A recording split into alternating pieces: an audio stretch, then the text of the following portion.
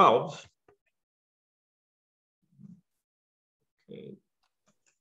Okay, Acts chapter 12. This chapter involves the martyrdom of the Apostle James and the imprisonment of the Apostle Peter and his miraculous release from prison. Let's start with verse 1. Acts 12, verse 1. About that time, King Herod extended his hands to harm certain ones from the church. He killed, verse 2, he killed James, the brother of John, with the sword. Seeing that it pleased the Jews, he proceeded further to arrest Peter also. This happened during the days of unleavened bread. Okay, let's stop here. Which Herod is this?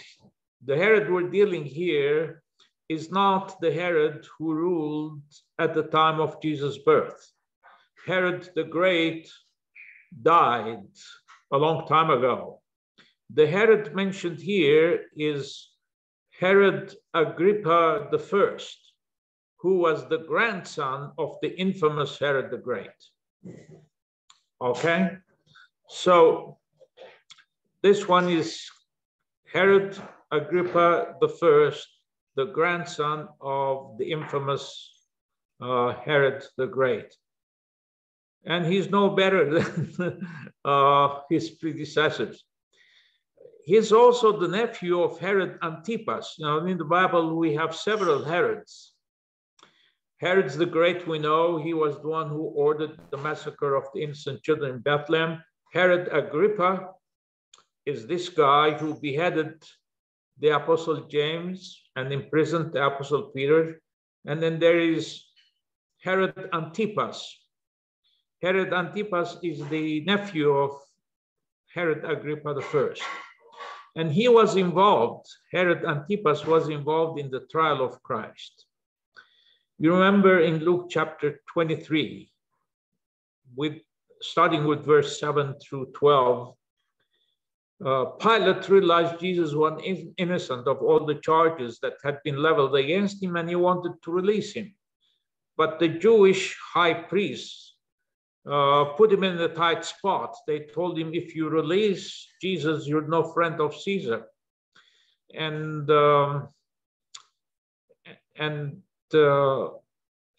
Pilate was interested more in preserving his position than in supporting or defending the truth. And he tried to release Jesus by several ways. It was reported to him that Herod Antipas, who was governor of the region of Galilee, was in Jerusalem to attend the Passover feast. And Pilate thought, well, this is a good idea to get rid of a hot potato. Since Jesus was from Galilee and Herod Antipas was the ruler of, Roman appointed ruler of Galilee, he sent Jesus to him because he fell also under his jurisdiction. So in this way, Pilate thought he would be freed from condemning Jesus, from shedding innocent blood. And when Jesus was taken before Herod Antipas, who was, by the way, a playboy, he made fun of Jesus, or he wanted Jesus to entertain him. He said, I've heard you perform many miracles. Why don't you perform a miracle for me? And Jesus, of course, refused. He never performed miracles to entertain people.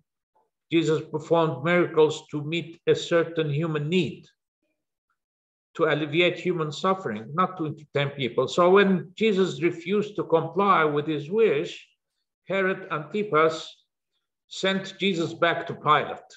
So Pilate could not get rid of Jesus. He had now to make a decision, either to acquit or to condemn Jesus Christ. So Herod Antipas is related to Herod Agrippa in this case. All right, now, why did Herod Agrippa I behead the Apostle James. The reason was political. He realized that by beheading James, he pleased the Jews. So to gain political popularity, he ordered the beheading of James. And encouraged by this, he also imprisoned the Apostle Peter. He wanted to increase his popularity. So now consider Saul of Tarsus, who later became the Apostle Paul. Saul of Tarsus persecuted the Christians out of a different motive. Saul of Tarsus' motivation was misguided religious convictions. But Herod Agrippa I persecuted Christians for the reason of gaining political popularity. So the motivations were different. Saul of Tarsus was motivated by misguided religious conviction. Herod Agrippa I was guided by political ambitions, political popularity. Now, this happened during the days of the unleavened bread. The unleavened bread is this Passover feast. So this was the time of great religious fervor and also political agitation. Let's read verse 4. When he had seized Peter, he put him in prison and handed him over to 4 guards of soldiers to guard him, intending to bring him before the people after the Passover. So Peter was kept in prison, but the church prayed to God without ceasing for him. Now, why did Herod Agrippa I delay the execution of Peter? I believe there were 3 reasons. First, Herod Agrippa wanted to appear to the Jews that he was an observant Jew, that he would not do something prohibited by Jewish law during the Passover feast. Number 2, he wanted the pilgrims who had come to Jerusalem for the feast of Passover to return to their homes, because that was the time when the riots against Roman rule usually happened. And 3, he delayed Peter's execution in order to get the full attention of the Jewish religious leaders. He noticed that the Jewish religious leaders were very pleased when he had James murdered. So he thought this would make him a shining star among the Jews if he also had Peter put to death. And he wanted to get the full attention of the Jewish religious leaders. Now, we're told that James was killed with a sword or by the sword, meaning he was beheaded. Now, in the Bible, we have 2 Jameses, actually 3. We have James, the brother of John. The one killed here was James, the brother of John. James and John were brothers, and they were the sons of Mr. Zebedee. So they were fishermen. They were commercial fishermen. Then there is James, the brother of the Lord, One of Jesus' brothers, named James, became a Christian after Jesus' resurrection. When he saw that the predictions made by Jesus were happening one after the other, he said he would be tortured by wicked men, he would be killed, he would be crucified, but the 3rd day he would rise again. When the resurrection happened, James remembered Jesus' words and he became a Christian, and he was elevated to a high rank. In the first Christian church in Jerusalem, he became the leader. In Acts chapter 15, which we'll study later on, when the church council, the first church council convened in Jerusalem to decide whether Gentile converts to Christianity had to be circumcised or not, that council was held in Jerusalem. It was presided over by James. Peter was present there. That this shows that Peter was not the leader of the church. James, the brother of Christ, was the leader of the church because he presided over the council. And Peter was just a delegate, a member of the conference. Then there is James the Lesser, another one of the 12 apostles. Or he's sometimes called James the Just. Now, in Jerusalem, the Armenians have a very prized possession. The jewel of the Armenian quarter in Jerusalem is the Cathedral of St. James. The head of James, the brother of John, is buried in the St. James Armenian Cathedral in Jerusalem. It's called Kal-Khatir. It means the place where the head is laid. Now, the head of James was buried within where now the Armenian St. James Cathedral is located. The body, according to tradition, is buried in Spain. And it's a pilgrimage site. So just realize the head is in the Armenian Cathedral of St. James, the body is in Spain. And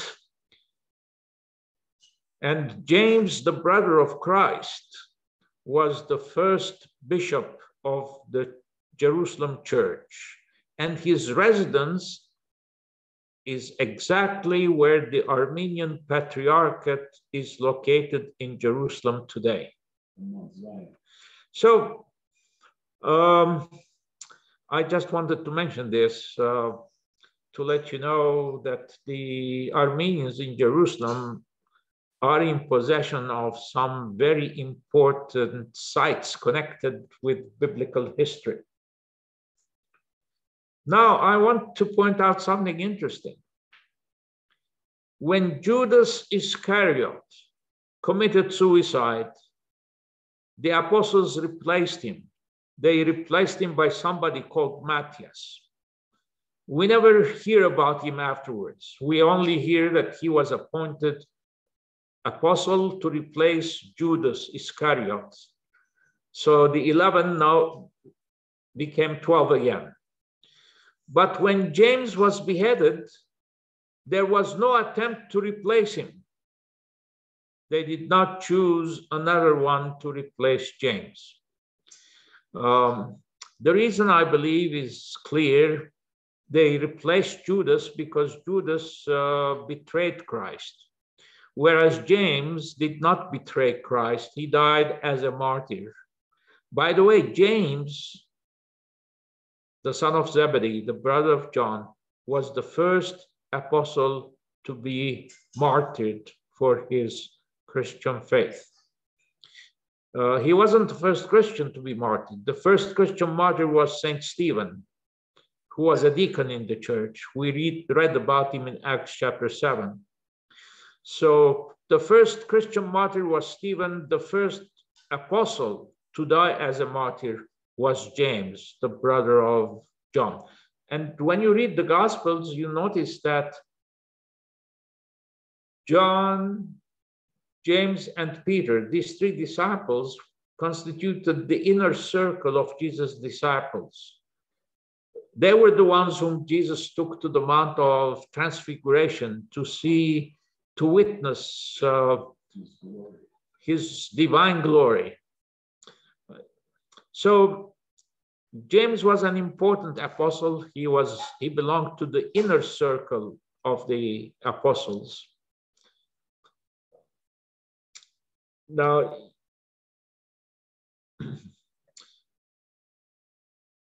you remember in Mark chapter 10, James and John sent their mother to Christ, requesting that he let her two sons occupy the highest positions in the kingdom. And Jesus did not answer their mother because he knew they had sent the mother. He knew that the request was theirs, not their mother's. They had pushed their mother to present the request to Christ. So Jesus answered not the mother, but the two brothers, James and John. And he tells them, are you willing to drink the cup that I will drink and be baptized with the baptism that I'll be baptized with? And they said yes. Now, when Jesus said, are you willing to drink the cup that I will drink? The cup was a symbol of suffering. So Jesus was saying, are you willing to suffer for my sake? And when he said, are you willing to be baptized with the baptism I'll be baptized with? Well, Jesus was baptized when he started his mission by John the Baptist. This baptism he's referring to is the baptism of blood. So the crucifixion of Christ was the blood baptism that Jesus refers to here in Mark 10. And the two brothers said, yes, we're willing. And here we see that James fulfilled his pledge. He drank the cup of suffering for the sake of Christ, and he was beheaded for his loyalty to Christ. So he drank the cup of suffering and he was baptized with blood like Jesus. All right, now we go to verses 6 and on about the imprisonment of Peter. Well, let me comment on verse 5. Peter was kept in prison, but the church prayed without ceasing. The Greek doesn't say without ceasing, it says the church prayed earnestly. So the church prayed earnestly for the release of Peter. Now let's read verses 6 and on. The very night when Herod would have brought him out, Peter was sleeping between two soldiers, bound with two chains, and the guards before the door were securing the prison. And suddenly an angel of the Lord approached him, and a light shone in the prison. He struck Peter on the side and woke him up, saying, rise up quickly. And the chains fell off his hands.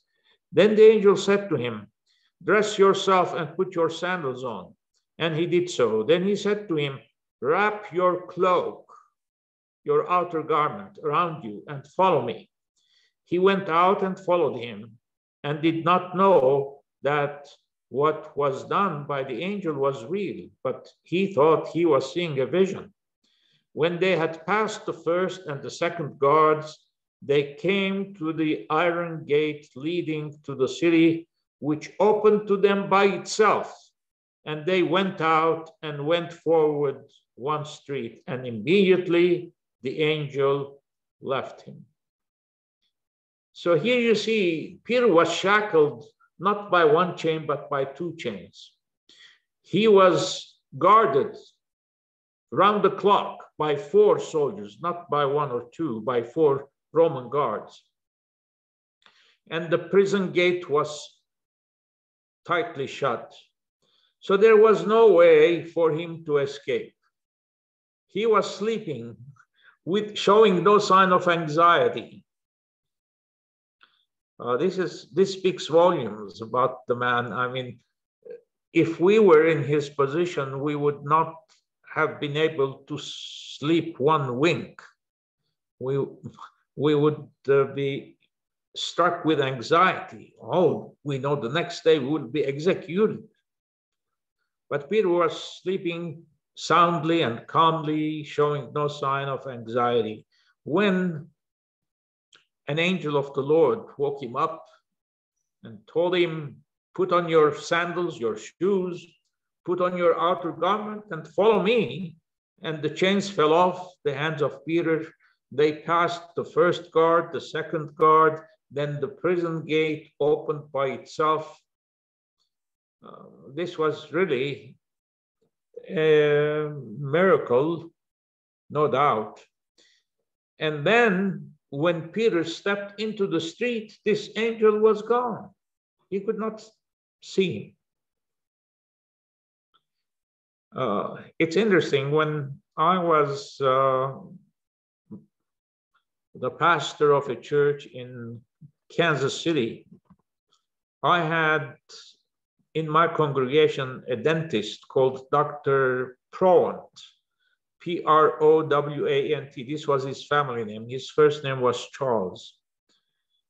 He was a dentist by profession, and the church sent him to Pakistan as a missionary. In Pakistan, you can't preach Christ openly. You have to, for example, this doctor went and set up a clinic for dentistry, and the poor people came. He treated them free of charge, and then he witnessed to them privately, told them about Christ, the salvation message through Christ. So that's how missionaries operate in Pakistan. They cannot hold public meetings, no crusades, because it's an Islamic country governed by very strict, fanatical Muslims. And I know an Armenian evangelical woman married to an American Christian and they are missionaries in Pakistan. They were missionaries. I don't know if they're still missionaries in Pakistan. Her husband had an aviation school teaching Pakistani young people how to fly planes. And that was their way of witnessing.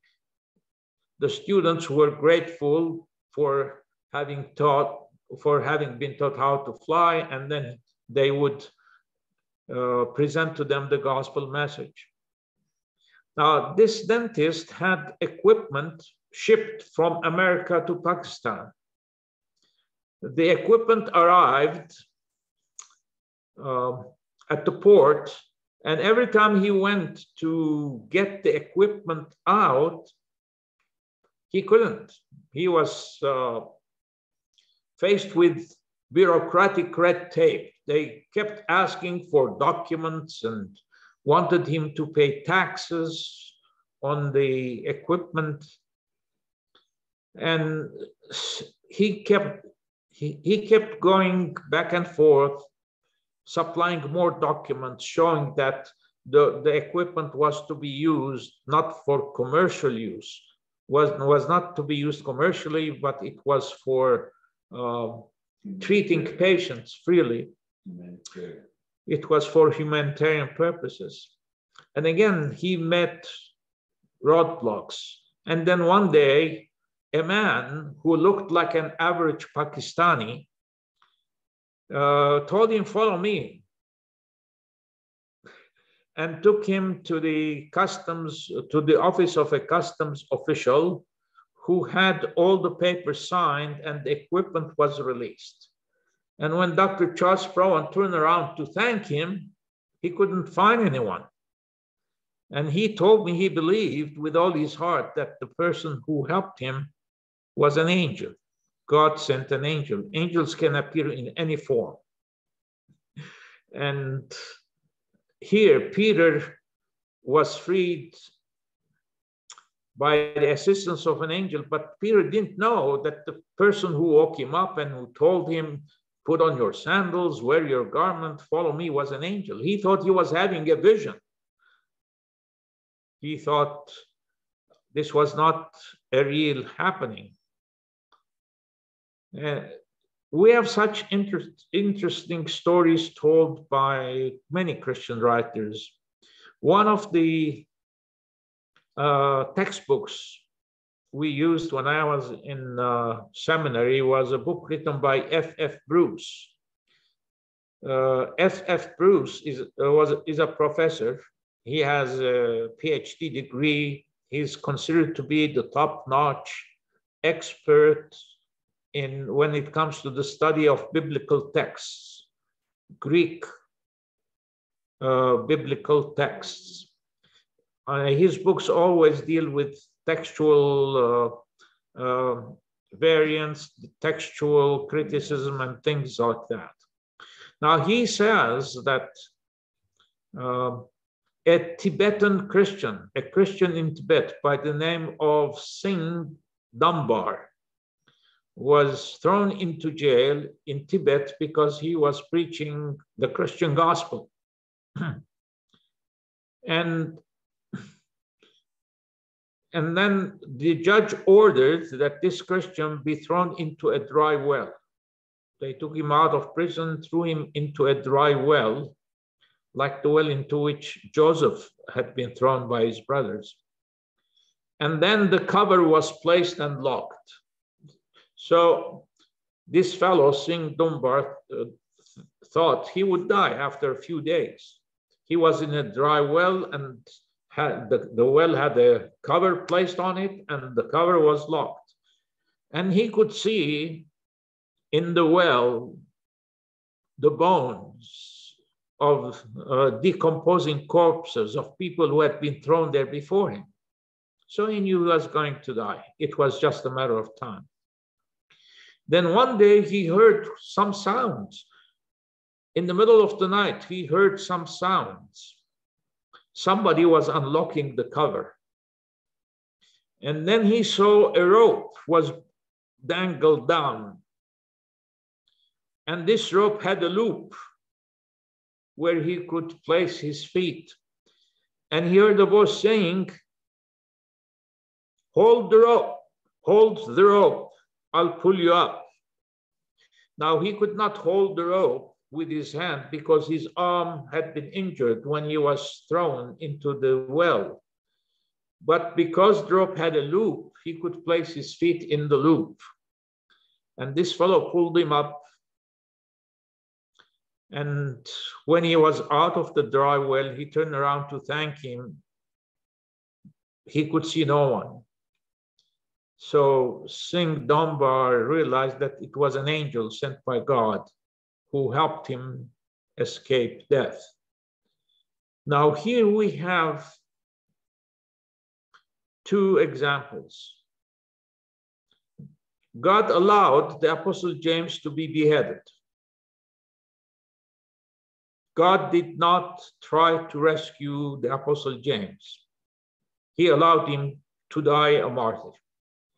But he helped Peter escape imprisonment.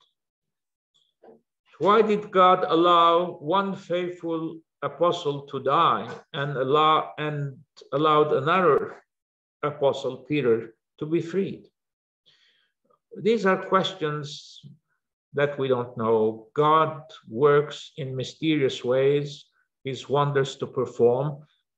God's thoughts are not our thoughts, his ways are not our ways. So God always surprises us because he doesn't act like us, he doesn't think like us, he's not human.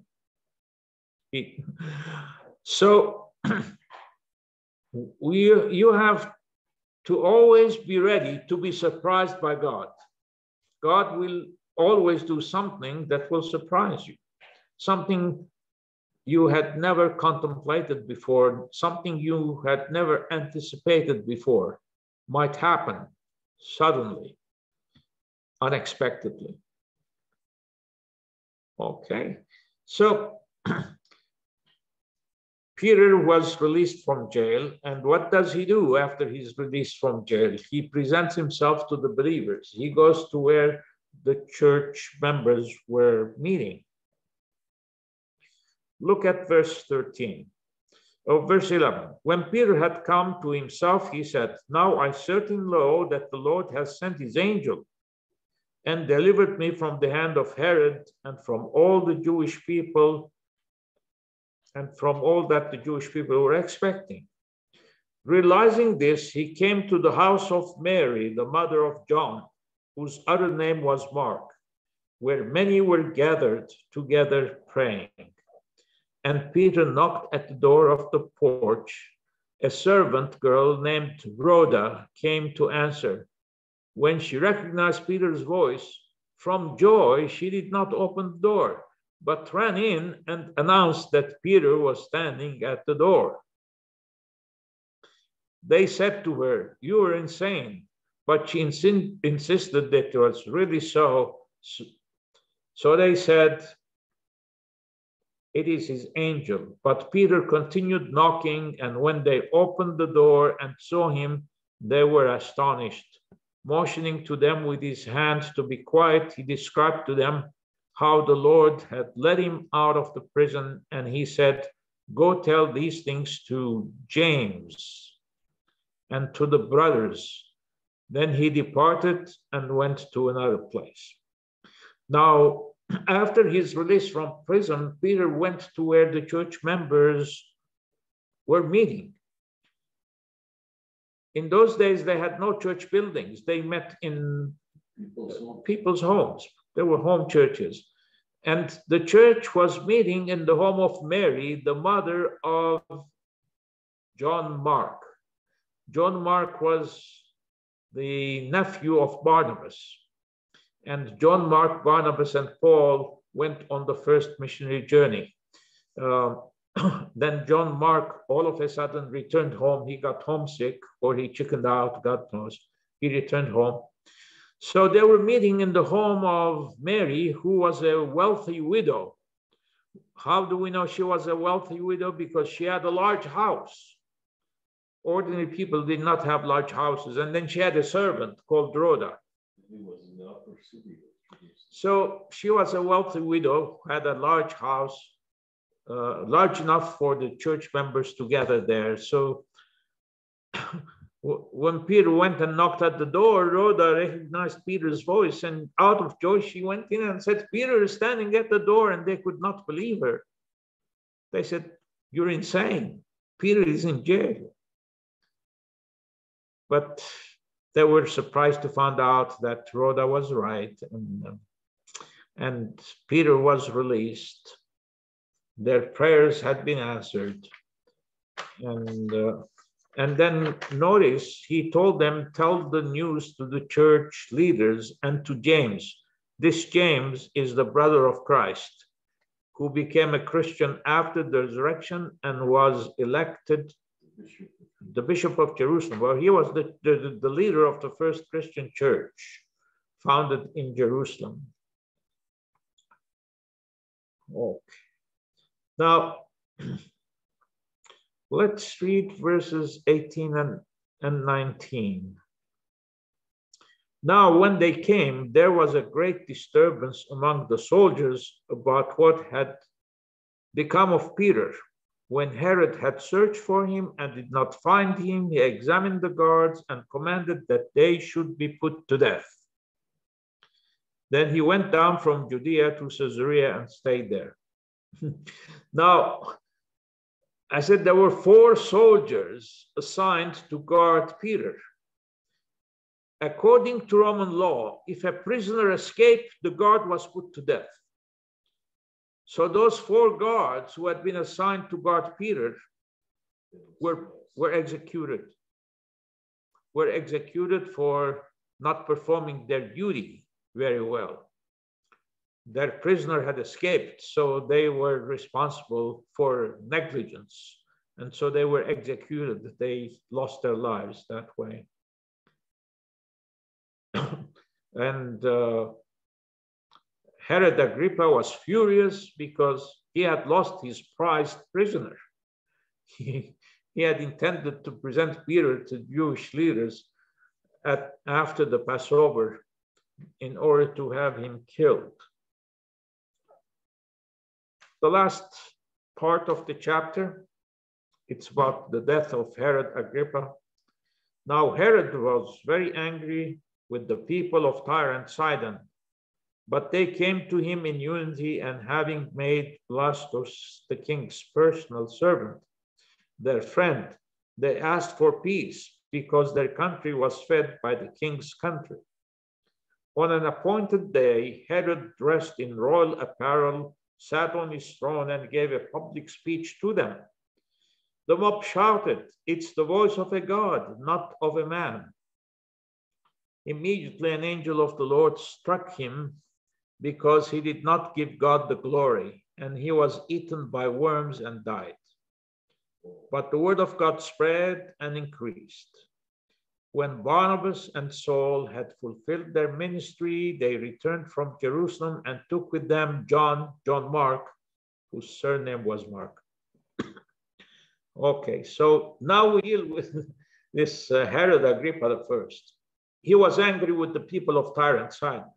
Tyre and Sidon are two cities in southern Lebanon. Lebanon at that time was called Phoenicia. But the people who lived in Sidon and Tyre were not Phoenician, they were Canaanites. They were pagan Canaanites. Now, Herod Agrippa was angry with them, and they wanted to make peace with him because, Lebanon has the best fruits and vegetables in the Middle East. But they don't have, Lebanon is a mountainous country. Most of it is mountainous country. They don't have arable fields to plant wheat and barley. Wheat and barley were found in superabundance in Judea, Samaria, and the region of Galilee. So the people of Tyre and Sidon imported wheat and barley from Palestine. So they wanted to make peace. They came to King Herod Agrippa. They knew he was a proud man. They started flattering him. He gave them a speech like an orator. Josephus, the Jewish historian of the time, says Herod was dressed in his royal garments. He had a garment studded with silver, and when the sun's rays hit the silver, it shone brightly. And these people from Tyre and Sidon flattered Herod Agrippa. They told him, the voice we hear is not the voice of a man, it's the voice of a God. They deified him. They knew which buttons to hit. They knew Herod Agrippa was a proud man. He needed to be flattered all the time. If you wanted some favor from him, you had to flatter him. And he accepted their flattery and enjoyed it. And then God struck him on the spot. He died a very heinous death. Worms ate him up.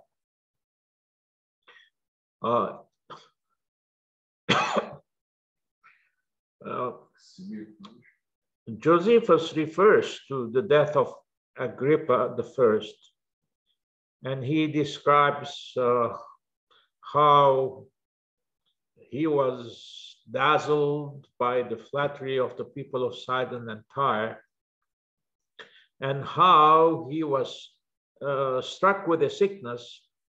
Josephus says he had intense pain in his belly, which continued for 5 days, and he kept vomiting. And then he died after being tortured for 5 days. So the person who wanted to defeat God ended up dead. And the work of the church continued triumphantly. Paul, Barnabas, and John Mark carried the gospel message to Asia Minor, to Europe, and to the whole Mediterranean world. So it's an interesting how, Jesus told Saul, it's hard to hit against the pricks. It's hard to fight against God. There was a German philosopher called Nietzsche. I don't know if you've heard of him. His name is spelled Nitsche. He was the first one to say or to claim God is dead. He also said Christianity is a religion designed for weak people who needed a crutch to lean on. But How did Nietzsche die? He became insane, lost his mind, lost his sanity, and he died in a sanitarium for the insane. Then there was Ernest Hemingway. He also was an atheist. He ridiculed the Christian religion and all those who believed in God. How did he die? Did his life have a happy ending? No, he shot himself. He committed suicide. Sinclair Lewis won the Nobel Prize for English Literature. And he's now an atheist who made fun of Christianity. Later on, he became an alcoholic and he died from alcoholism, from the effects of alcohol. So you see, all these people who fought against God or fought against Christianity, they had a tragic end. What Jesus, the risen Lord, told Saul of Tarsus, it's true. It's hard for you to kick against the pricks. Now, the pricks were metal objects designed like a horseshoe, which horse riders wore around the soles of their feet. And if they wanted the horse to gallop fast, they hit the belly of the horse with the protruded end of that metal. So if you kick your foot against a metal object, you end up hurting yourself. That's what Christ told Saul. It's hard for you to kick against the pricks. All those who, I said, tried to destroy the Christian faith ended up destroying themselves. God's message goes on triumphantly. I believe the church will finally triumph with us or without us. It would be a tragedy if the church triumphed without us. Let us make our election and salvation sure by making sure that we are on the right side, that we're not backing the wrong horse. The church will triumph, and let us resolve to triumph with the church. Any questions for today?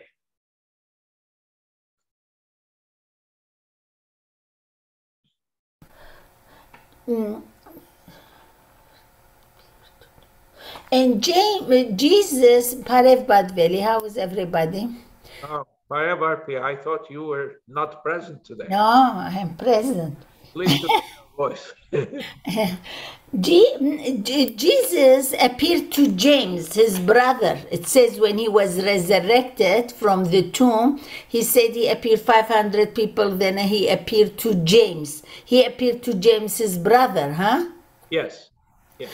But it's not fair, like as James, the brother of John, he was with him 3.5 years. He saw the transfiguration, everything. He got beheaded, and James, his brother, he wasn't even believing in Jesus. When Jesus appeared to him after his resurrection, he believed him. Before that, he wasn't one of the apostles, his brother.